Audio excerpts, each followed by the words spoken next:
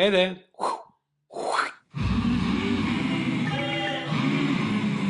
Welcome back to Gentle Giants. Today on the show, you're in for a real treat because we're here to see the arrival of our two new gorillas, Yakini and Ganaka, to their new enclosure at Werribee Open Range Zoo.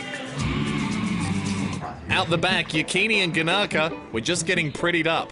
But these gorilla suits weren't easy to get on. I don't know how real gorillas do it. Once we were in, it was time for the zoo to introduce their new gorillas to the expectant crowd.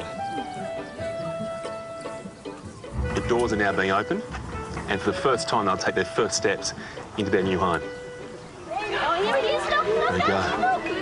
It's so gorgeous. Very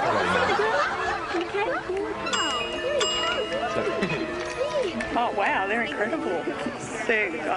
I've never seen it so close up. Wow. So the one that is getting preened would be Yakini, because he's the most dominant. And Ganaka is the one that's actually doing the preening there. As we were preening each other, people were a tiny bit sceptical of our glistening coats. Are you saying because they're shiny? The thing is that when they're transferred to a new enclosure, they're often shampooed.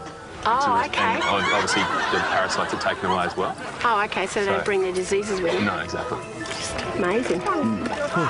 Nice save, Dr. Chris. We're just saying, but it's amazing. See them up this close. Don't realise how big they are. They're huge. 20 minutes had passed, and it was time to get a little more human-like.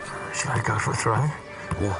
They had a group of gorillas at Melbourne Zoo that got quite overweight, so they're big on the games and exercise. Keep them fit. Yeah. Ganaka, the one down the front. That was an amazing throw. Wasn't it? Here we go. There's only the two of them. Yeah, so they're two males, a 13 and a 14-year-old. They're brothers. Okay. But because they're brothers, they also have a bit of a rivalry. How do they discover who's the dominant one then? Through fight. Through a fight? Yeah. Yep, through a fight. And I was about to start one. Jeez. Oh my goodness, they are wrestling.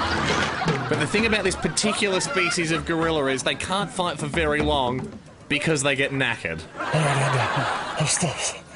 So if they were in the wild, what sort of things would they do? Well, they just chew on shoots and leaves and branches and bark and swing from the trees, whereas when there's none of that to do, they try new things. New things, such as remote-control cars. It's like a remote control car. Yeah, it is. Is he actually playing with that? Yeah. So he's learned how to do that. Oh, that is so cool. And since I had the golf club out, I wondered if people would believe that a gorilla had a decent swing. Yes. That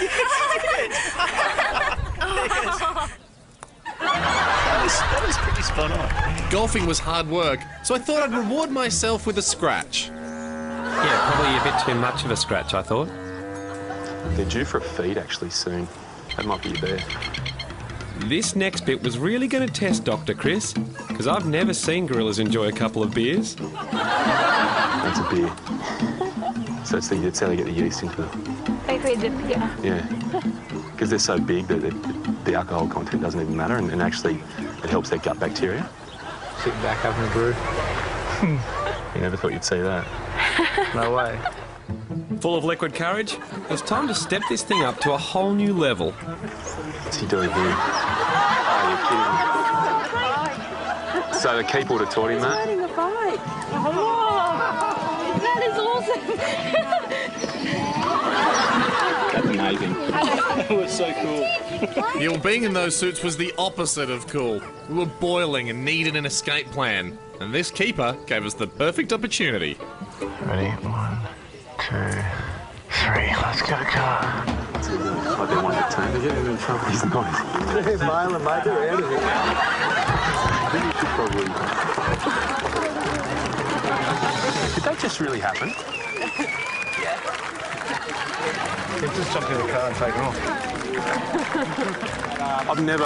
I've never seen that happen before. You seen that happen before?